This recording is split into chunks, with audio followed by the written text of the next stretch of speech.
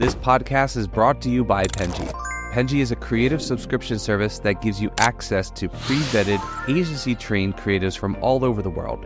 From graphic design to illustrations to social media management and web development, it's all included for one monthly price. It's time to say goodbye to the hassle of searching for top-notch creative talent. With Penji, you get quality and consistency delivered right to your inbox every day.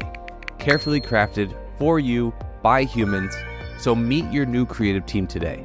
Head over to penji.co for more and enter the coupon code located within the podcast show notes.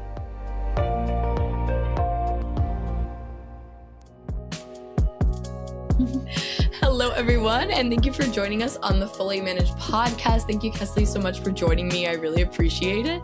Thank you for having me. I'm excited to be here.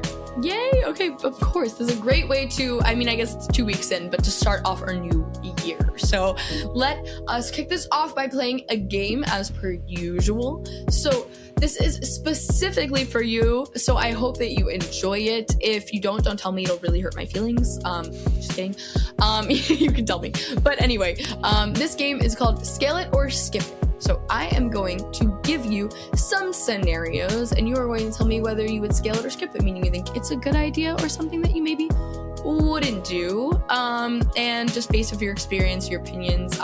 Guys, everything that Kesley says is Bible, and you should do exactly what she says to do, because she is the expert on this. So I'm just kidding. Just have fun and just give your honest opinion about what you think would be best. Sure. Alrighty. So the first one is investing in paid ads before your website is fully optimized. Ooh, I would not do that because with websites, think of them as the foundational piece of your digital marketing strategy. They need to be up, they need to be fully optimized for your paid ads and your SEO, your digital strategy to really work. It's like cogs in a machine that all really need to work together, with the website being like the core foundation. I'm not saying it can't be done. However, I am saying to get the best use case out of ROI, out of your advertising dollars, you do not want to send your potential clients or leads to a website that is not going to convert, because you really only have one chance to kind of earn someone's trust in a business, and your website, your ad strategy really needs to exemplify that. So if you get them to the website and they can't find what you're offering, they don't know what the clear call to action is, they don't know what the offer is, it's gonna be really hard to get them to convert. Again, not saying it can't be done. There are certain advertising strategies that you can use, like social media forms and things like that. It really depends on the offer and what the positioning of let's say the service or the product is in order to get those things to work. However, if you have a faulty website and you see an amazing ad and you're like, oh, this sounds great. You get to the website and the website is either going to a 404 link, it's not working correctly, it is just people are going to exit out of it, and you're losing those leads, you're losing revenue on it. So my advice would be to wait until the website is complete before optimizing or before investing in the paid ad strategy, because conversion is really going to be the key kicker here. And especially we see this all the time, being a web design company and also offering paid ad services and also being a fulfillment agency, there is no amount of money that can make a bad website convert. So no amount of advertising dollars or SEO dollars to make a bad website convert.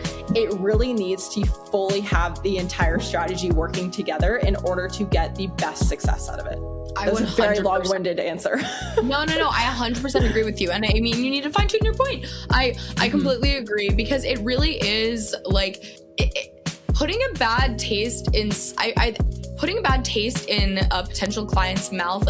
I don't think people stress that is enough for someone to never consider you again. And something like that, where like you get to a website, you see something that is like a very beautiful or very like well catered ad that really attracts you, and then you get to the website and you're either confused or you can't direct to it properly, or you just don't really understand what the service is providing, then you kind of feel like you got scammed or like tricked into going there. And that is enough for someone to never want to consider something ever again unless they are really convinced. And that makes your job so much harder in the future if you didn't set yourself up for success in the beginning. 100%. And you know that saying that you only get one shot to make a good impression? I feel like with digital advertising, now that, 70% I think is the correctest statistic. Do not Bible me on that. I'm not entirely, I believe it's around there. Guys, everything Kesley says is Bible, and you have to listen to everything she says, and you should attack her on the internet if she's wrong. I'm just kidding. The last time I was looking at some of these stats, I believe it was around 70% of people will go to the website first before visiting the business or, looking into the business. So especially if you have someone trying you out for the first time that's coming from an ad, you really need to put your best foot forward. And especially with web design, it truly, how our mothers always told us, don't judge a book by its cover. That does not apply in web design. They will judge you by your cover. Anything, Exactly. And so if, again, you only get one good shot to make a good impression, especially with leads. Leads are very fickle in who they're going to trust for their business. And if you're not converting them or educating them on the product or service in that 5 minutes of them being on the website, they're going to bounce and likely go to someone else. So you really need to ensure that your strategy is fully working together before you try different pieces. So if you try paid ads and then you have your website and then you have your SEO, not saying it can't work. There are definitely cases where it can, but when you're piecing everything together individually, it has a longer timeline to start working than when you strategically do things together to ensure the best outcome.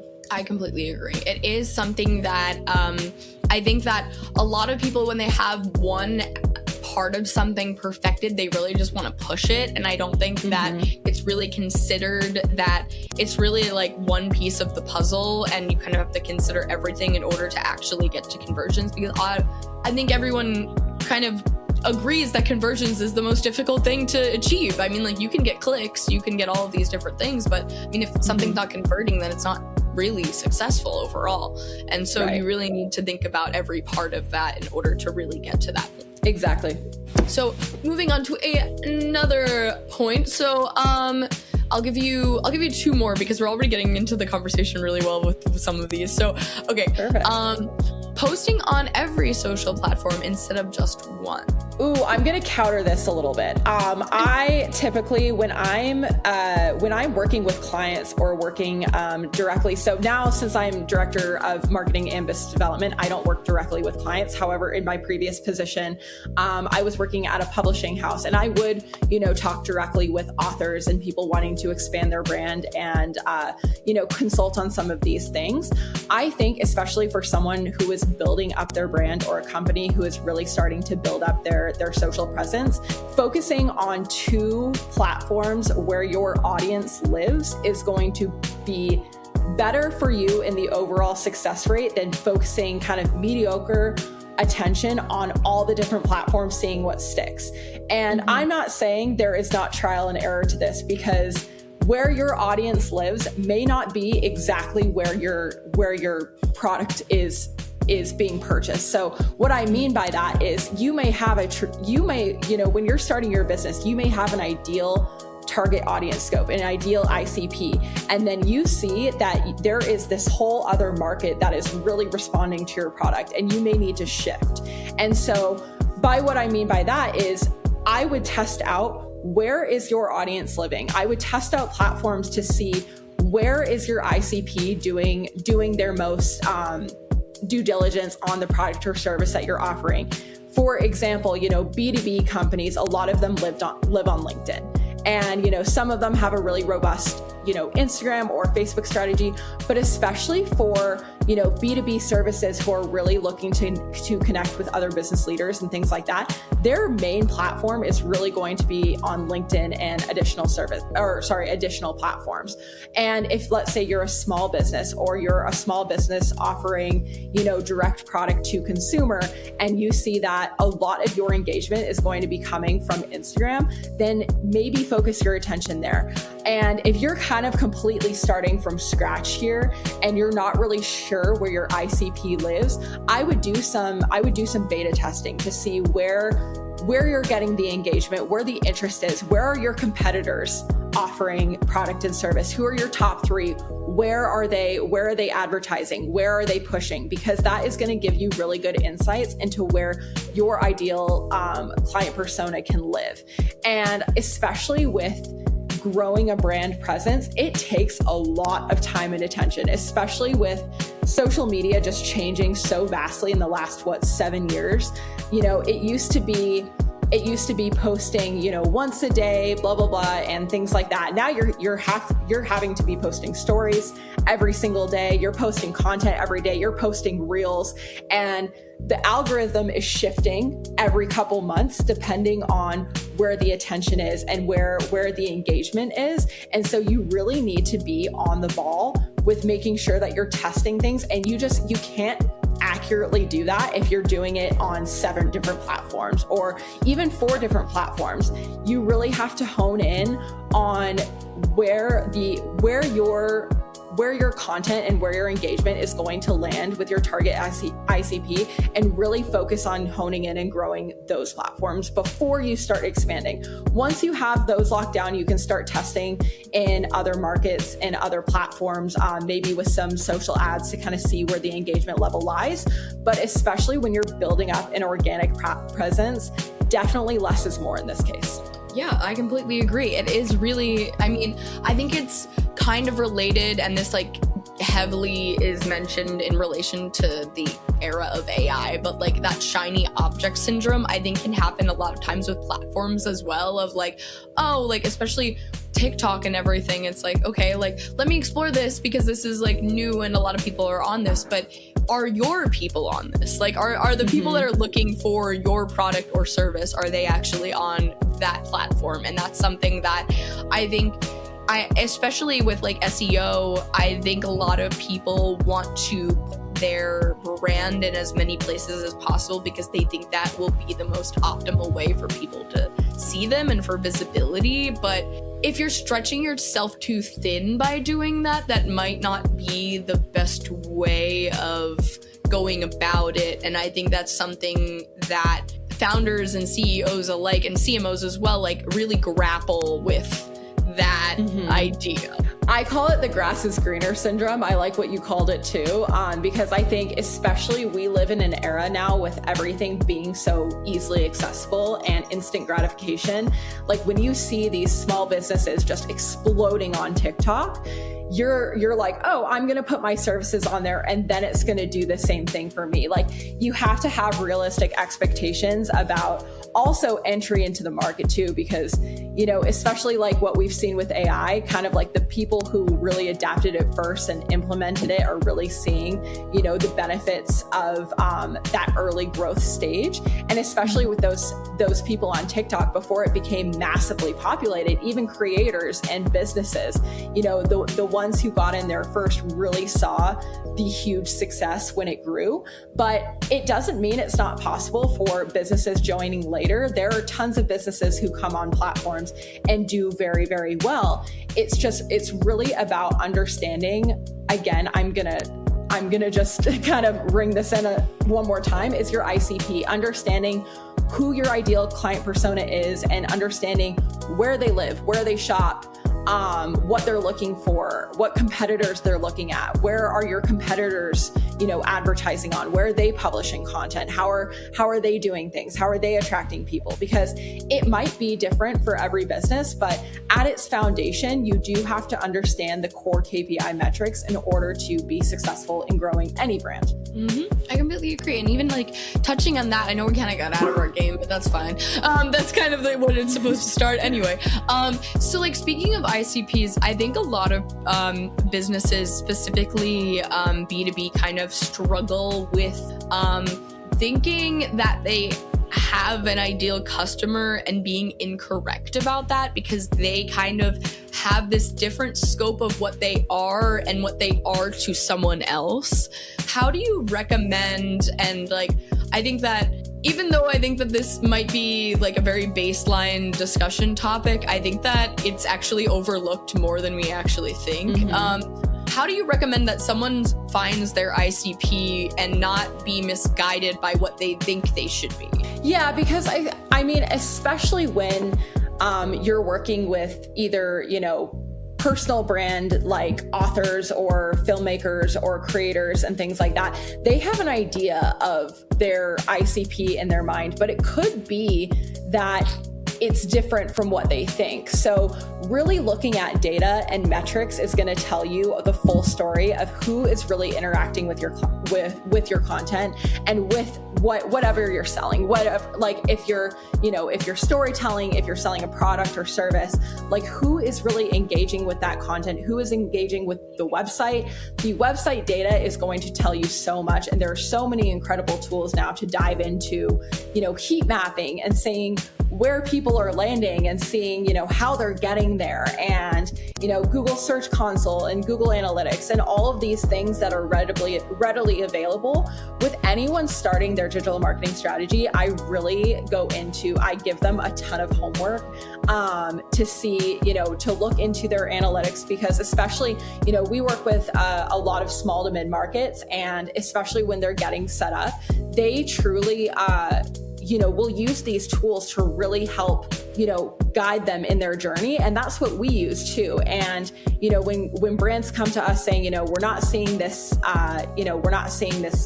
convert, we're not seeing this, and we look at their website deals and we see that, their website details, and we see that their core website audience and the main people who are going to the website are, let's say, male from 30 to 45, but they are directly targeting like 18 to 30 on Instagram, and they're not seeing those direct conversions because they're targeting in the wrong places. And so I would really say to look at the data and invest in systems and services that really help identify the client journey for you, because that's going to give you huge insights into where your ideal marketplace is. And especially for our company, it's a little bit harder because we are very industry agnostic. We work with all industries, and we really work with, I would say our bread and butter is going to be small businesses, but small to mid market. And so once you get in that space, it's a little bit harder to target because, you have such a wide range. But especially for people who are, in the direct product or service space, and they're a business and they know exactly who their audience details are. They're not an agency who's serving multiple different people. They can hone in. I would say using that data to really drive your business decisions, because it's going to give you the insights that you're looking for. And especially if you're starting out scratch, I would say testing out focus groups, testing out different platforms, like I mentioned before, seeing where content is resonating, really doing your research on competitor benchmarking and things like that. And I'm going to go back to school here, doing, your SWOT analysis, looking at competitors, looking at their strengths, their weaknesses, that will really help you hone in on how to direct your business decisions to make the best use case for success. Yeah, I think that it's a really great point of that people need to consider so many different factors in order to really have a fine-tuned result of what they really should be looking into. And I think that's something that is really daunting for a lot of business owners, because it can be a lot of work, but it's definitely something that is worth it, especially if you're already compiling data as is. And obviously you should be, and I'm sure correctly doing things than you are. And so there needs to be some kind of what's the word I'm looking for, like accountability with that, of like, what is this being used for, rather than just seeing like, oh, okay, like this campaign worked, how about like how can this be better, or like how can we reach a more ideal audience or like a bigger audience. And that's something that I think is very difficult when you have so much data at your disposal to kind of determine what is best to be, or like what is the most important to look at when analyzing it. Especially I would look at, because that's a great point that you mentioned, because I say data is your friend, but not all data is created equal. You know, when we're looking at metrics, we want to really look at our core metrics that are driving business success, not the vanity ones. So yes, while something may, let's say you post something or you post a reel and it gets a lot of likes, but you know, you're not getting any clicks towards that product or page, or you're not getting any follows, or let's say it depends on what the intent of the post was. Is it getting people to a link? Is it, you know, just general brand awareness? Let's say in this case, we're driving people towards a landing page. And let's say the content is funny, it's getting a lot of likes, but you're not driving anybody to the landing page. That means you're either not targeting the right people, you're not targeting the right system, or you just need to revitalize the strategy a little bit. And something I say all the time is marketing is just trial and error. It truly is. Anyone who says that it is not, they're lying. It is. Marketing is all trial. You cannot guarantee anything. And now, you know, we have systems and data that helps us make informed decisions, but you will ultimately have to test a lot of things out to see where your success is going to be. And that can take multiple tries. You know, some people, they can get really lucky and they can find their ideal audience and where something is hitting, you know, on one try or in the first month, or really something blows up. But then in order to scale and grow, you have to be willing to adapt, and you have to be willing to shift your perspective and keep trying. Marketing is a lot of failing, but the failures really teach you where, you know, it teaches you really important metrics about, okay, this worked, but the conversions weren't quite there. So the content was good, maybe just shifting the strategy a little bit. And, or this one got a ton of link clicks, but it didn't get as many likes. What are we doing here as far as visuals? Like how is this looking? How is the hook doing? So shifting the perspective, because the things that fail are really just teachable lessons, and it's teaching you things that you can do better and ways to shift your perspective and make for a stronger campaign the next time. Yeah, definitely. And like kind of touching, or like on top of this point that you just made, like when analyzing data and like figuring out what specifically you should focus on and how to like pivot, like overseeing both marketing and business development, how are you able to like balance short-term goals where like maybe those are very strategic numbers that people are like, they might be even a little vanity because there's something that like you want to be able to see, but also balance them with long-term goals that are like building relationships and making sure that you're kind of at present of mind to a lot of possible ICPs? Yeah, so I think I'm kind of going to address them both separately because it's going to be a little bit different. Especially with marketing, I think it really depends on the stage of the business that you're in. So someone starting out, we want to set realistic short-term goals of maybe start, driving engagement, seeing what works. It's going to be a lot of testing, like with paid ads, SEO, and social, like we really, really ingrained, like you've heard the term ramp up period and testing period. It is a lot of testing to see what hits. That's why I say marketing is inherently trial and error. And you have to be willing to test. You have to be willing to shift. You have to be willing to look at a lot of different things. And so with marketing, I feel like having realistic short-term goals for the stage of the business that you're in. So let's say you're more established and you want to drive conversions from social, or you want to sell more products directly. I would recommend short-term goals that look at the primary metrics. So conversion rates, if you're putting in advertising, cost per acquisition is going to be a big one, cost per lead, and how those metrics are affecting. Because let's say if you're getting a ton of clicks, but your CPL is extremely high, it is not sustainable long term.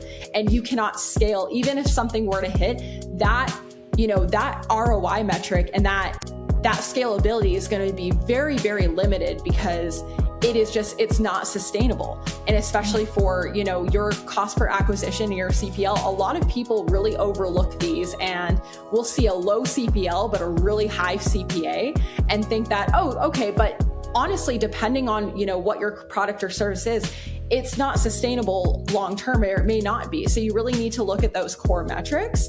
And then looking at long-term goals, especially looking towards what are your, let's say, ROI or revenue goals for the year for these certain platforms? Are you wanting to drive business from, let's say, social or paid ads? And are you wanting to make it a new business driver or a new lead gen service for your business? Really looking at what your goals are for the next year and how to basically put short-term goals to accumulate that growth. So making sure that all of your short-term goals are affecting your overall long-term ones, and building it in small increments so that you can really outline the path for success, instead of just, and I will always say shoot for the moon, of course, but especially when you are looking at advertising dollars and you're looking at investment, you really need to look at the numbers to see what is sustainable, and you need to know where to pivot. So if you're in like a 3-month ramp up period and you're still seeing very, very high margin, and you're still seeing very high numbers that are just not sustainable,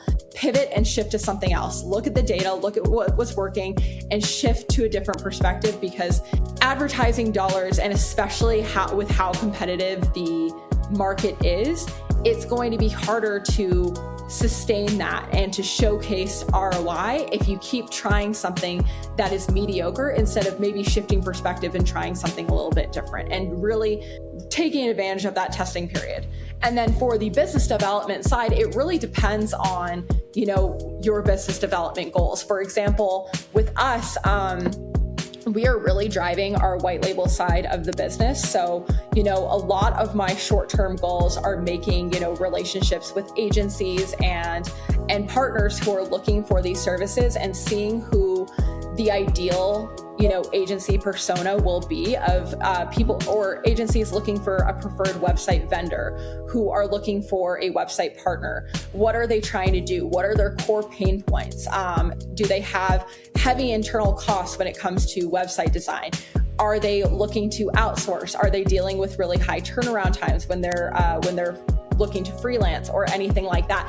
Really looking at their core pain point and what you can solve with it, and making those relationships. And then the long-term goals will be, sustaining those relationships, ensuring that you have a very streamlined product, that your partners are happy, and using those use cases to bring in, new partnerships. But starting with your incremental goals of understanding where the pain points and where your core metrics lie are going to be the best guiding decision makers. Yeah, sorry, again, a very long-winded explanation. No. I like that you're being comprehensive. I think that specifically, like, the point being made of making sure that you have, like, your short-term goals lead to your long-term goals. I think that, like, on paper is very simple, but not done in practice as much as it should be, because there are a lot of short-term goals that are kind of, go back to, like, the shiny object syndrome of, like, this would be really cool, like, to have all these views or to have all these clicks or whatever it may be. But the long-term goals might be, like, this amount of revenue by the end of the year. And if those aren't equating to reaching that goal, then obviously you have to pivot. But you might see these vanity goals, or even as something that should be short term, but if they're not leading to the long term goal, then they shouldn't really be goals at all. I mean, like, it's always nice to be able to see a really big number sometimes, but if that's not something that's actually equating to what you're really looking to do, then it doesn't really serve you. And I'm going to throw in that word again. Scalability is going to be a huge thing here. Scalability is going to be a part of your long-term strategy. And if you have short-term goals that are really looking at the vanity metrics, and instead of looking at the core competency of investment and ROI and CPL and CPA, then scalability is going to be really, really tough. And it's going to make it really hard. Let's say if you're a marketing director or leading a marketing team, to say, you had this success with one campaign, but scalability, it doesn't work well because the CPA was too high to maintain. You can have a successful campaign, but long-term scalability is going to be hard if you're not tracking those metrics from the start. Yeah, there's so many factors that need to be considered. I mean, like it's exciting to have something that's extremely successful, but if you can't implement it again or you can't make it grow, then there's no, I mean, yes, there are maybe scenarios in which one-off campaigns can do something productive, but you also need to make sure that you're actually like learning something that you can emulate and like continue to grow like on top of. And I think that's something that isn't always considered because it can be exciting to see something that looks like it's guaranteed to work, but that's not necessarily marketing, as we kind of brought up in the beginning. Exactly. And with how much marketing shifts and how much the algorithm shifts and how much Google shifts their policies with PPC and paid ads, you may be limited on what, like, you may have a campaign that's hitting really well, and that's awesome, but you don't know what the future looks like, and you don't know how long-term that campaign will grow. And if it's not sustainable, and if things shift and you have to shift perspective, like look at when we all thought TikTok was going to be canceled. We saw so many creators and businesses going back to YouTube, going back to, Substack, and really growing their other platforms, because you need to be prepared for things to change. 100%. And even like, we've talked a lot of future kind of looking in this podcast, and I'd love to kind of talk about something that is kind of reflective of your journey thus far. So like, for example, having moved into like a higher leadership role, can you kind of talk about some kind of lesson or like a key takeaway that you've kind of had so far in managing marketing teams, like that you feel has kind of changed maybe how you think about work or how you think about what you're doing? Oh, absolutely. There are multiple kind of little tidbits of advice I can give here. I've been in management for quite a while. I was in management pretty young, and so I've really learned a lot through being in this experience. And I will say that you are going to burn yourself out if you try and do it all. You need to have a team that you rely on, and you need to be able to delegate.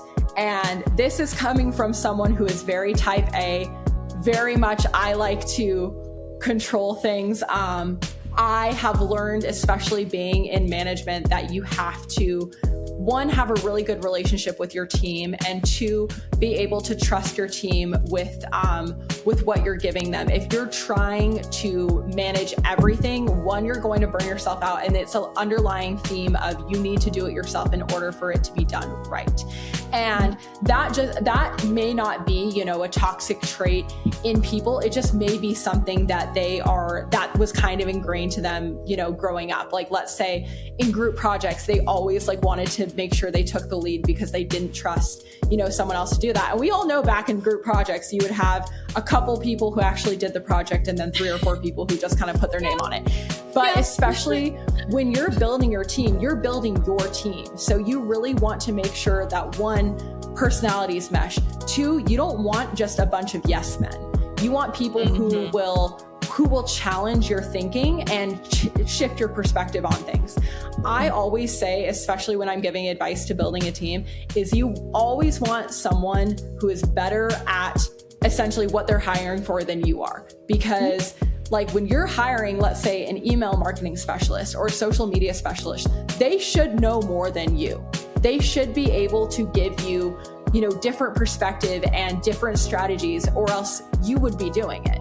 Like, they're coming in to grow that side of the business. And so, one, I think really building your team and making sure, one, it's filled with people who are, one, exceptional at what they do, 2, who mesh with you personality wise, if you're looking for someone who is ambitious and, collaborative and things like that, making it aware that, hey, I want you to sit in on meetings. I want you to take initiative. Like instead of, because some managers like to prefer to delegate and then they do things on their own, they come back.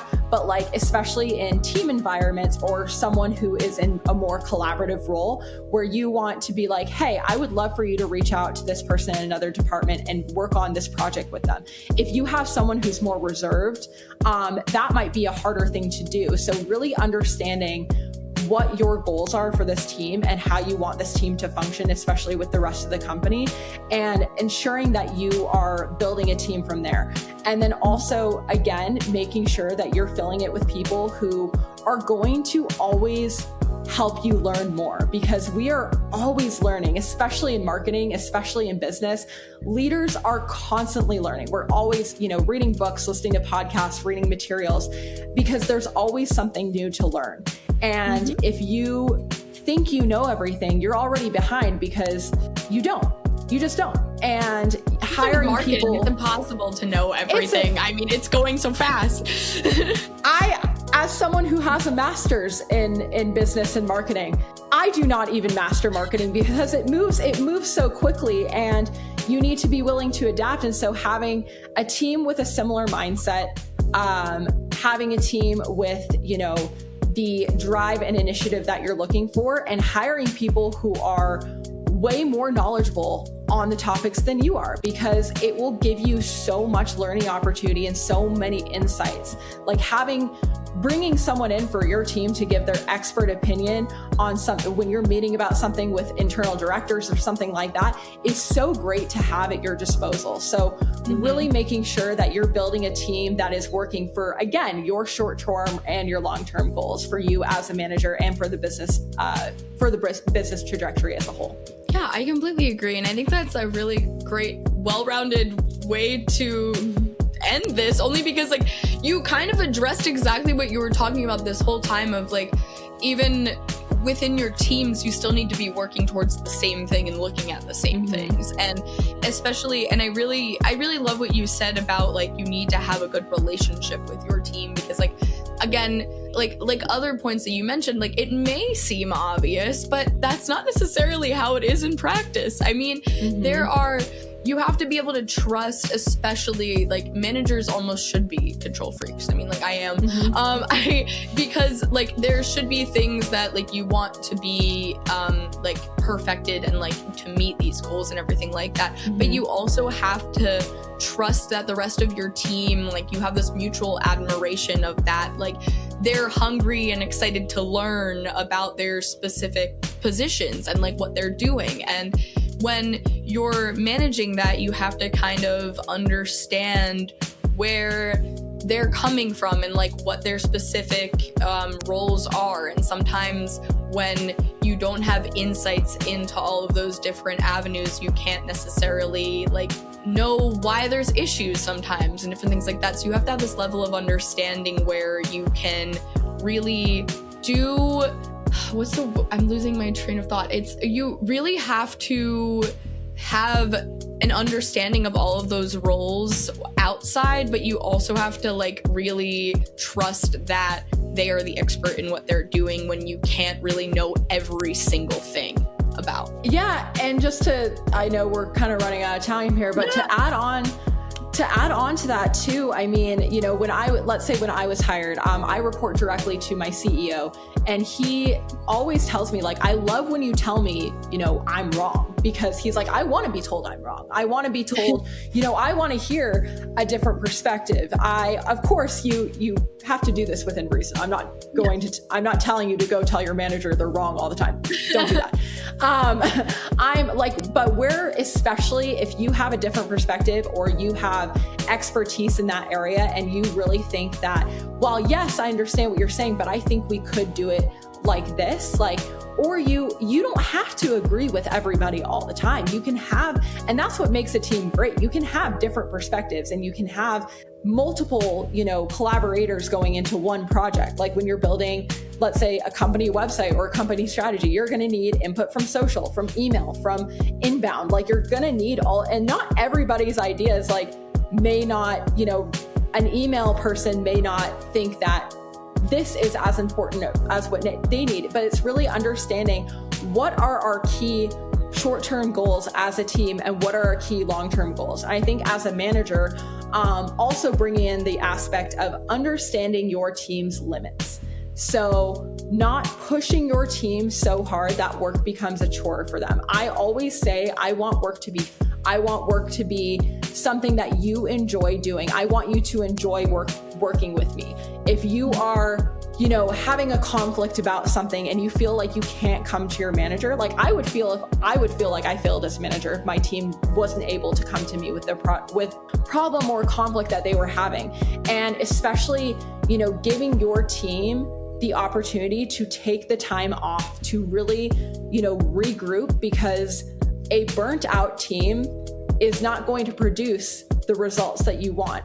And understanding their limits, understanding, their timing on things, and, understanding that we're all still people. Yes, this is a job, but people come first, and building a team that is built on trust and mutual respect, and to really for everybody to have the same vision. So when I'm hiring, I'm not looking for people who just want to clock in, clock out. I'm looking for people who really want to build something great and want to work towards, putting their name on something that's going to scale the trajectory of the company. And that's really going to impact how you work as a team and what your business, outcomes are going to be, because you need to be really meshing and working well as a team to achieve those, because there is no I in team.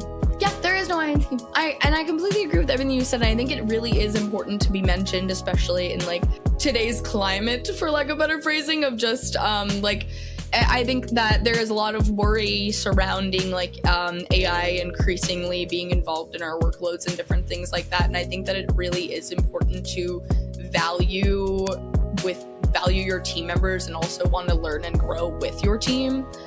So I really appreciate everything that you mentioned on that, because I really think some people really need to hear that sometimes, like whether they're part of teams or maybe they don't feel valued, or maybe they're part of teams that do and they feel like they're doing something right. So I appreciate the mention of that as well, because it really is. And because this perfectly rounded out the podcast and we are a little over time, I appreciate this so much, Kesley. I think that this was like an amazing podcast. I think you really did address a lot of things that I think, like, again, I mentioned earlier, like on paper might be something that you feel everyone should know, but is not the case in my experience and looking at everything in our world. So I really appreciate you mentioning these things, because they are important for a lot of people to hear. I really like to go back to the basics and fundamentals when I talk about things, especially for agencies who are starting out or agencies who are looking to revamp their strategies. Really going back to the basics and looking at those core metrics. It may again seem simple on paper, but it's truly the game hasn't changed. The how to play the game has, but the fundamentals are still there. And so you need to sometimes go back to the drawing board and understand the basics and the fundamentals and move forward from there. I completely agree. And it not only is important to be mentioned, but it's also very digestible, incredibly helpful when, wanting to learn. So I really appreciate the way you put everything as well. And thank you again so much for joining me today. This was an absolute pleasure. It is lovely to have someone that has done podcasts before on the show. It's always really, really lovely. So I know I didn't get to talk to you about it, but I just really appreciate it. This was absolutely wonderful. You're an incredible speaker, and this was a great time. So thank you so much. And also thank you everyone for listening. We'd be nothing without you. So I hope you have an incredible day, and thank you so much for listening, guys. Thank you so much. You've been listening to Fully Managed, brought to you by Penji. Check out the show notes to learn more about today's guest. And to learn more about Penji, the human-first creative subscription service, head over to penji.co. And by the way, if you're still listening, it would mean the absolute world to us if you were to share this podcast with a friend and, of course, subscribe.